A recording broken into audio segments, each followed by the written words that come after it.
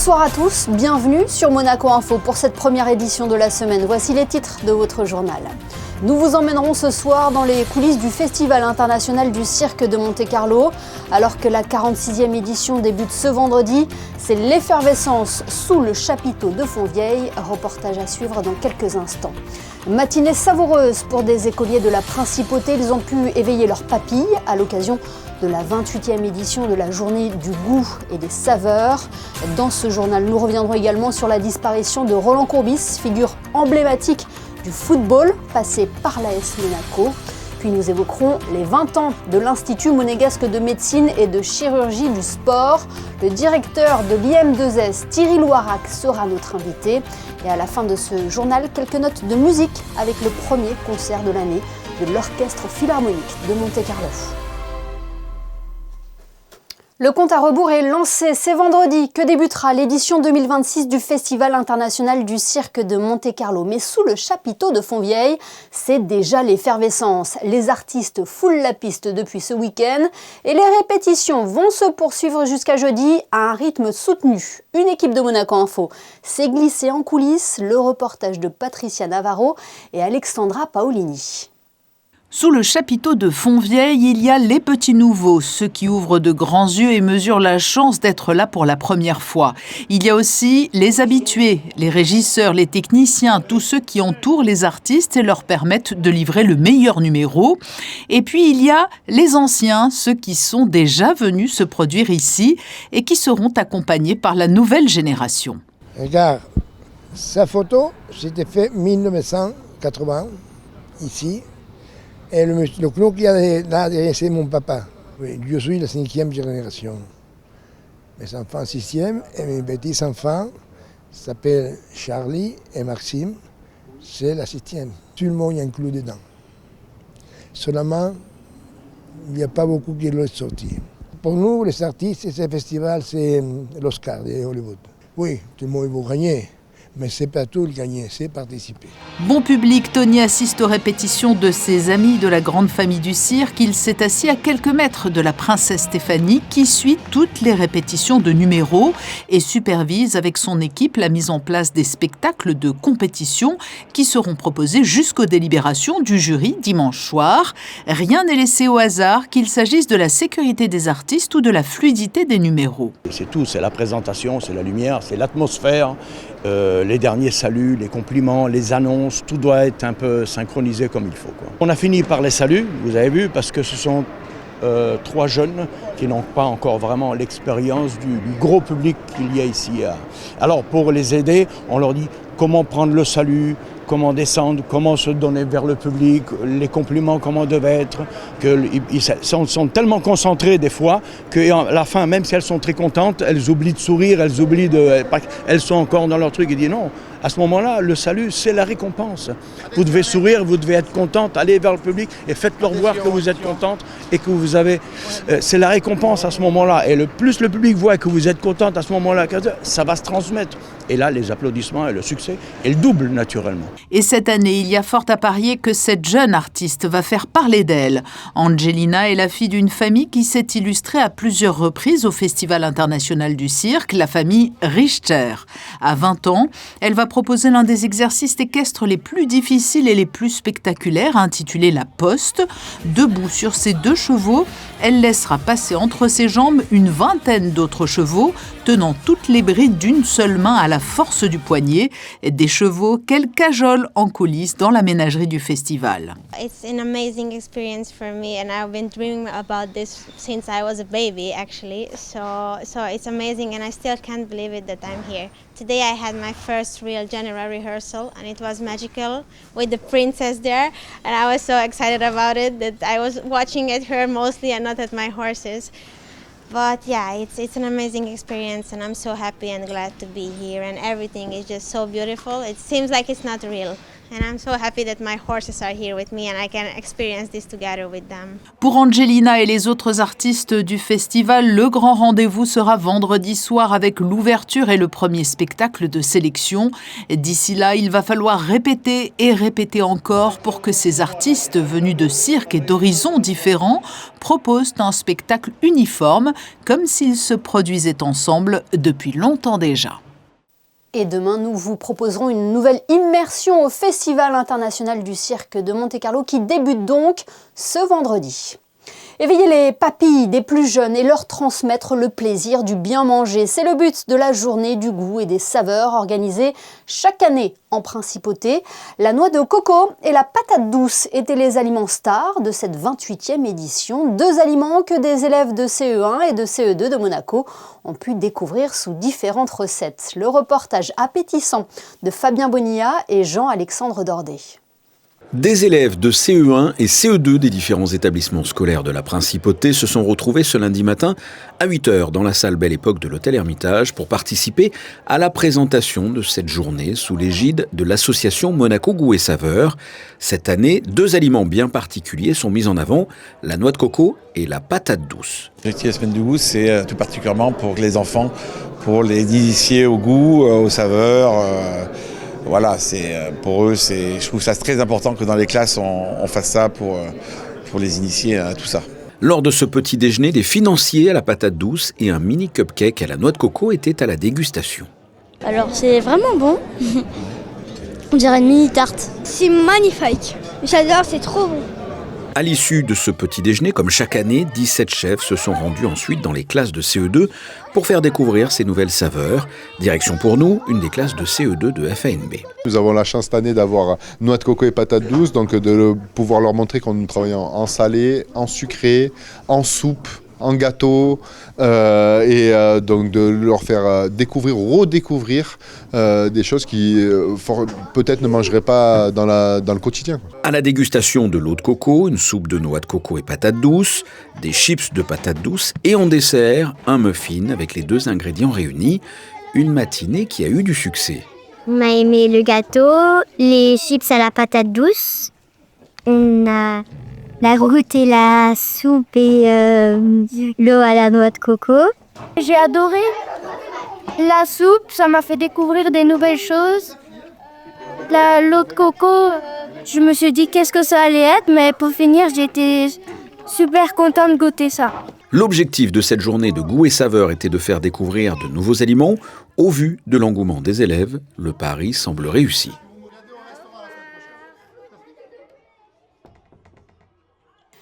Dans le reste de l'actualité, nous avons appris aujourd'hui la disparition de Roland Courbis, figure emblématique du football français. Roland Courbis avait porté le maillot de l'AS Monaco de 1977 à 1982. Il avait remporté avec les Rouges et Blancs 2 titres de champion de France en 1978 et en 1982 et une Coupe de France en 1980. Il avait d'ailleurs été honoré en septembre 2024 à l'occasion du centenaire du club. L'ancien défenseur central aura marqué l'histoire de nombreux clubs en tant que joueur, mais aussi en tant qu'entraîneur. À l'Olympique de Marseille, par exemple, depuis 2005, il était consultant pour RMC. Roland Courbis s'est éteint aujourd'hui à l'âge de 72 ans. En tennis, Valentin Vachereau s'est qualifié pour les 8e de finale du tournoi d'Adélaïde. Il s'est imposé en 2-7 face au Serbe Kecmanovic, 7-6, 6-3. Au prochain tour, Valentin Vachereau sera opposé à l'Australien Kokkinakis, qui jouera donc à domicile. Sport toujours avec de l'escrime et le tournoi international d'épée de Monaco. Ce rendez-vous incontournable du circuit européen aura réuni un plateau d'exception à l'espace Saint-Antoine. Des femmes et des hommes que Sarah Inkari et Lionel Bernardi ont suivis au cours de cette compétition. Regardez. 115 femmes et 51 hommes, mais seule une escrimeuse et un escrimeur remportera la récompense tant convoitée, la coupe de son Altesse Sérénissime, le Prince Albert II de Monaco.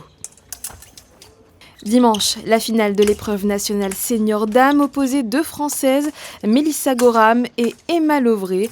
Après un assaut serré, cri de joie pour celle qui a évolué en équipe de France et qui revient plus en forme que jamais après une grossesse et une blessure. Je suis vraiment contente. J'ai eu pas mal de péripéties. Je reviens un peu de loin, donc je suis vraiment contente d'avoir gagné cette compète. Et j'aime beaucoup Monaco. C'est une compète que je fais depuis que j'ai 18 ans et j'ai toujours eu des bonnes ondes ici. Je l'ai gagnée, j'ai fait des podiums et je suis super contente. Ça se voit. Le public est venu en nombre pour soutenir les épéistes et en particulier Dylan Tabouzo. À la 24e place du classement homme, il signe la meilleure performance monégasque. Un résultat plutôt correct parce qu'il y avait des très bons tireurs pour cette édition, des tireurs du monde entier, même du continent d'Afrique. On va peut-être l'envoyer à Dijon pour faire une épreuve nationale. Pour voir un peu, parce que là pour le moment il a fait que des régionaux et tout ça, mais voilà, il commence à avoir quelques résultats et fait des victoires, donc oui, c'est encourageant. Pour l'heure, c'est Dario Remondini qui s'est imposé 15 touches à 6 face à Davide Toro dans une finale du tournoi Senior Homme 100% italienne. Sicuramente è un torneo molto importante e è la prima volta che vengo a farlo, non ero mai venuto perché è sempre insieme ad altre gare che abbiamo in Italia, quindi è un po' difficile, ma sono davvero molto felice di come è andata la giornata sia ieri che oggi ed è finita nel migliore dei modi, ecco. Un rendez-vous qui offre une confrontation directe entre l'expérience et la relève internationale et qui prouve l'intérêt de la discipline en principauté. L'escrime a connu un boom après les Jeux Olympiques de Paris. C'est un établissement de référence en principauté. L'Institut monégasque de médecine et de chirurgie du sport fête ses 20 ans. C'est le 16 décembre 2005 exactement que cette clinique a été inaugurée par le prince Albert II. Aujourd'hui, elle représente une équipe pluridisciplinaire de plus de 40 spécialistes. Avant de recevoir son directeur Thierry Loirac, je vous propose d'écouter les propos du ministre des Affaires sociales et de la Santé, Christophe Robineau. Il est au micro d'Alban Gingembre. C'est un établissement qui en fait est complémentaire du CHPG, qui permet de rendre énormément de services, qui assure une part importante de cette activité de traumatologie et d'orthopédie et qui a une spécificité supplémentaire puisqu'en réalité, initialement, il avait été créé avec pour vocation de développer la prise en charge en orthopédie et en traumatologie des sportifs de haut niveau. L'objectif, c'est d'avoir la meilleure qualité de soins en premier lieu, bien sûr, pour nos résidents, mais aussi pour accueillir, comme on le fait d'ailleurs habituellement, une proportion très importante de patients qui résident dans les communes limitrophes ou dans les Alpes-Maritimes, ce qui nous permet d'avoir une expertise importante, puisqu'on le sait, en médecine en particulier et également en chirurgie, finalement c'est la quantité de patients traités qui permet d'améliorer la qualité du service rendu. En 20 ans, l'IM2S a tenu toutes ses promesses en évoluant avec la science et la technologie. Pour évoquer cet anniversaire, son directeur Thierry Loirac est notre invité ce soir. Il est interrogé par Théo Schumer. Bonsoir Thierry Loirac. Bonsoir. Merci d'être avec nous sur Monaco Info et bon anniversaire à la clinique. Alors un peu d'histoire avant toute chose, ça fait pas de mal. À l'origine, pourquoi et comment l'Institut monégasque de médecine et de chirurgie du sport avait-il été créé en 2006 ? La clinique a été créée, comme vous l'avez rappelé, il y a tout juste 20 ans, à l'initiative du docteur Philippe Balerio, donc chirurgien orthopédique monégasque. Et l'objectif était de répondre aux besoins des sportifs professionnels ou amateurs, je le précise, en s'appuyant sur des techniques innovantes et une organisation très réactive. Pour ce qui est des urgences, comment fonctionnent-elles et qui peut en bénéficier ? Concernant ce que l'on appelle les urgences, qui sont des consultations immédiates d'orthopédie, la différence c'est qu'elles sont ouvertes en journée, pas le soir, donc, mais par contre 7 jours sur 7, de 8h à 19h30. Ces consultations immédiates sont en forte augmentation puisque depuis 3 ans, nous constatons une augmentation de 30% chaque année de l'activité de ce service de consultation immédiate. Elles sont assurées par des médecins urgentistes qui, au-delà de leur qualification première, permettent d'établir un diagnostic très rapidement et avec l'aide de nos amis du CISM qui assurent les examens d'imagerie, nous pouvons avoir un diagnostic et une orientation très rapide des patients qui se présentent ici en principauté. Et justement, vous parlez de technologie, d'imagerie. Thierry Lorac, 20 ans après sa fondation, quelles sont justement les dernières technologies de pointe dont bénéficie l'établissement en matière de services, d'offres ? Alors, nous avons franchi une étape très importante en cette fin d'année 2025 avec l'arrivée dans notre établissement de la chirurgie robotisée et l'implantation donc du premier robot chirurgical ici à la clinique à l'IM2S. Cette technique offerte à tous les praticiens de l'IM2S permet d'avoir une chirurgie moins invasive, une récupération plus rapide pour les patients et cette innovation majeure, je tiens à le dire, n'aurait pas été possible sans la participation d'un mécène qui nous permet d'assurer le fonctionnement de ce matériel. Nous avons souhaité que cette inauguration du robot chirurgical à la clinique IM2S soit diffusée et relayée. Nous avons eu l'honneur, en cette fin d'année 2025, d'accueillir le souverain dans nos locaux le jour donc, de l'inauguration du robot. L'objectif reste toujours le même, c'est mettre la meilleure technologie au service du patient et de la qualité des soins. D'où viennent les professionnels maintenant qui exercent à la clinique et comment s'effectue leur recrutement ? Nous avons deux types de professionnels dans l'établissement. D'abord, les médecins et les chirurgiens. Ce sont des professionnels libéraux, ils ne sont pas salariés de la clinique. Ils proviennent tous de grands centres hospitaliers ou de structures reconnues en orthopédie et traumatologie. Moi, je pense que leur recrutement repose avant tout sur l'excellence médicale, l'expérience, mais aussi pour eux l'adhésion à un projet collectif, travailler en équipe, dans une structure exigeante, certes, au service d'une prise en charge rapide et de qualité pour les patients. Nous avons beaucoup de spécialistes éminents en médecine du sport qui sont ici à l'IM2S et qui travaillent de façon très suivie avec un certain nombre de structures sportives. Et ça, c'est important et nous souhaitons le développer. Peut-être qu'on en parlera un petit peu plus tard dans nos projets à venir. Pour ce qui est des professionnels paramédicaux, salariés, eux, de la clinique, nous accueillons des étudiants des écoles de formation, c'est important. Ça leur permet de venir voir ici à l'IM2S comment nous travaillons et peut-être de nous rejoindre à la fin de leur cursus de formation.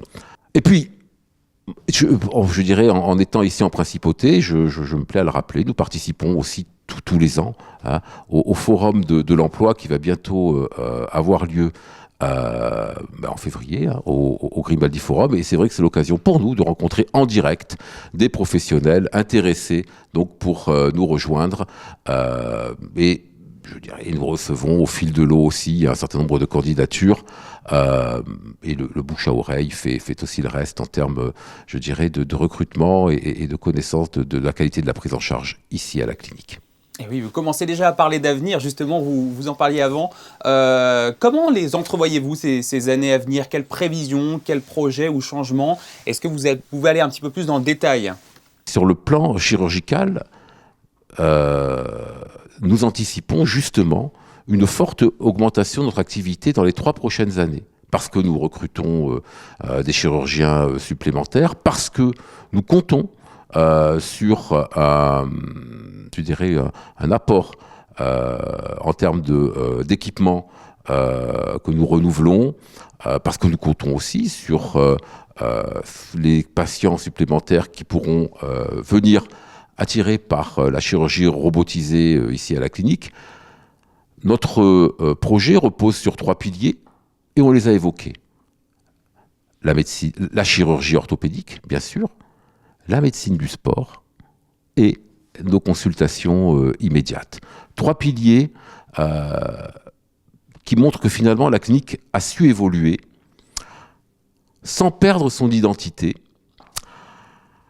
avec une expertise vraiment issue de la médecine et de la chirurgie du sport, une ouverture à tous les publics, et un accès et un investissement constant, depuis 20 ans, au service de l'excellence en principauté. Ce que je souhaite, c'est que nous puissions poursuivre dans les meilleures conditions et nous en donnons les moyens pour les prochaines années à venir, et que l'IM2S, qui fête aujourd'hui ses 20 ans, puisse fêter dans les prochaines années bien d'autres anniversaires.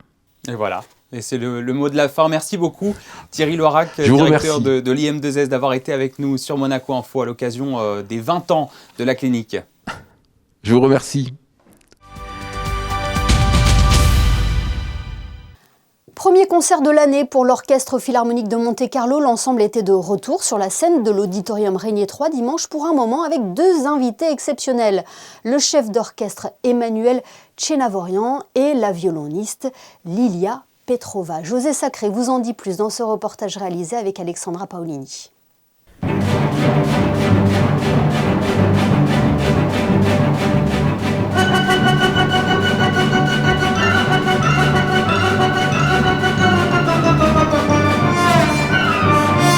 La danse du sabre, extraite de Gayane d'Aram Khachaturian, idéale pour ouvrir le premier concert symphonique de l'année 2026 de l'Orchestre Philharmonique de Monte-Carlo. Soliste de ce concert, la jeune violoniste bulgare Lia Petrova. Elle a interprété le concerto pour violon numéro 1 en ré majeur opus 19 de Serge Prokofiev sous la direction d'Emmanuel Tchénavorian.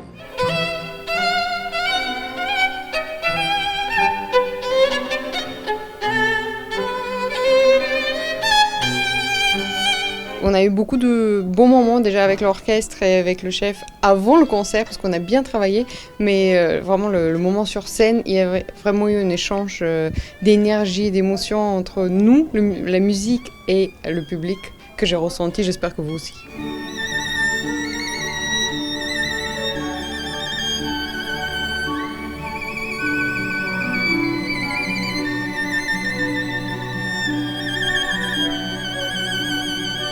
Ce soir, vous jouez quel violon ? Ce soir, je joue sur le Stradivarius de 1721 que j'ai depuis seulement quelques semaines. C'est tout nouveau, mais je le découvre et je trouve qu'il va très bien avec ce morceau. Je ne sais pas ce que vous avez pensé, vous.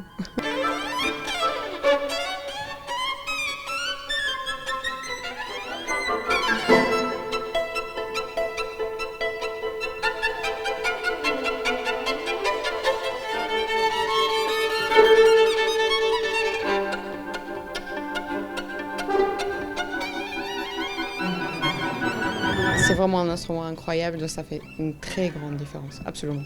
Ça me porte de la musique, mais aussi on a l'impression que ça donne des ailes, ça donne une force. C'est une grande inspiration aussi au moment de concert, quand on a un instrument comme ça dans les mains. Ça peut changer beaucoup de choses, pas seulement pour le public, mais aussi pour l'interprète. Prochain concert de l'Orchestre Philharmonique de Monte-Carlo vendredi 16 janvier à 19h30, un concert de musique de chambre avec notamment Pablo Ferrandez, l'artiste en résidence cette année avec l'Orchestre Philharmonique. Une exposition à découvrir à présent du côté de l'écoquartier Maritera. Une nouvelle galerie d'art a ouvert ses portes depuis quelques semaines. Elle propose une sélection de divers artistes et notamment du maître du surréalisme Salvador Dali. Visite de ce nouveau lieu culturel avec Alexandra Pani et Thomas Deus. Elle a ouvert juste avant Noël sur les quais du Petit Portier de Maritera. L'Art Univers invite les amoureux d'art et les simples curieux à pousser les portes de sa galerie monégasque. Ici, l'objectif est de venir au plus près des œuvres. Actuellement, 6 artistes sont à l'honneur, dont le génie catalan Salvador Dali. C'est toutes des œuvres originales de Salvador Dali. Donc le groupe de Dali Universe, en fait, qui représente les droits de Dali, a été créé par monsieur Benjamin Lévy, qui a connu personnellement monsieur Dali dans les années 60, et c'est pour ça qu'il a une très grande collection et qu'il a la possibilité de faire tous ces originaux de Dali. Les lithos également sont originales. En fait, même s'il y a des séries qui ont été produites, elles ont toutes été signées de la main du maître parce qu'elles ont été faites avant les années 80. L'on retrouve les œuvres phares de l'artiste en différents formats, les animaux, les éléphants échassiers et les montres molles. Mais une œuvre en particulier attire notre attention, c'est la pièce maîtresse de cette exposition, une imposante huile sur toile réalisée par Dali en 1962. Il a lui-même créé le cadre également, ainsi que la lumière. Donc cette toile s'appelle le Twist en el Studio de Velázquez. Dali avait vraiment une adoration pour Velázquez et dans ce tableau, vous voyez au centre, il a peint Velázquez qui monte des marches d'escalier et qui regarde dans cette salle de bal. Par coïncidence, en fait, lorsque le tableau a été exposé en Chine, ils ont eu un problème électrique et les lumières se sont mises à clignoter. Et ils ont décidé, le maître a décidé de garder ça comme ça rendait beaucoup plus vivant son tableau. Que vous soyez collectionneur d'art ou amateur de jolies pièces, n'hésitez pas à pousser les portes de cette nouvelle galerie à Mare Terra, qui deviendra bientôt un incontournable de la scène artistique en principauté. Ce journal est à présent terminé. Merci de nous avoir suivis. Dans un instant, les prévisions météo de Sarah Inkari, suivi des experts basket avec Frédéric Hélion et Ali Traoré. On referme cette édition avec cet hommage à Roland Courbis, disparu aujourd'hui à l'âge de 72 ans. Celui qui a porté le maillot de l'AS Monaco de 1977 à 1982 était venu en 2024 célébrer le centenaire du club. Nos photographes Stéphane Dana et Manuel Vitali vous font revivre ce moment. Passez une belle soirée et à demain 19h pour une nouvelle édition sur Monaco Info.